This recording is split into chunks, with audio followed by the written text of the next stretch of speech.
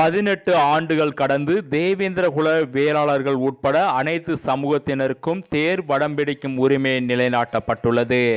பாண்டியர்களின் வீழ்ச்சிக்கு பிறகு தேவேந்திரகுல வேளாளர்களுக்கு பல்வேறு காலகட்டங்களில் பல்வேறு உரிமைகள் மறுக்கப்பட்டும் பறிக்கப்பட்டும் வந்தது. அவற்றில் ஒன்றுதான் சிவகங்கை மாவட்டம் கண்டந்தேவி தேரோட்டத்தில் தேர் வடம் பிடிக்கும் இழுக்கும் உரிமை தேவேந்திரகுல வேளாளர் சமுதாய மக்களுக்கு மறுக்கப்பட்டது. அதை அறிந்த தேவேந்திரகுல வேளாளர் சமூகத்தை சார்ந்த புதிய தமிழகம் கட்சியின் தலைவர் டாக்டர் க. கிருஷ்ணசாமி, தேவேந்திரகுல வேளாளர் சமுதாயத்திற்கு தேர் வடம் பிடிக்கும் உரிமை இல்லை எனில் வேறு யாவருக்கும் தேர் வடம் பிடிக்க உரிமை கிடையாது என்று முழக்கமிட்டு நீதிமன்றத்தில் வழக்கு கொடுத்தார். நீதிமன்றத்தால் அனைத்து சமூகத்தினரும் தேர் வடம் பிடிக்கும் உரிமை உண்டு என்று தீர்ப்பு வழங்கிய பிறகு ஆதிக்க ஜாதியின் சூழ்ச்சியினால் தேரோட்டம் கடந்த 18 ஆண்டுகளாக நிறுத்தி வைக்கப்பட்டது.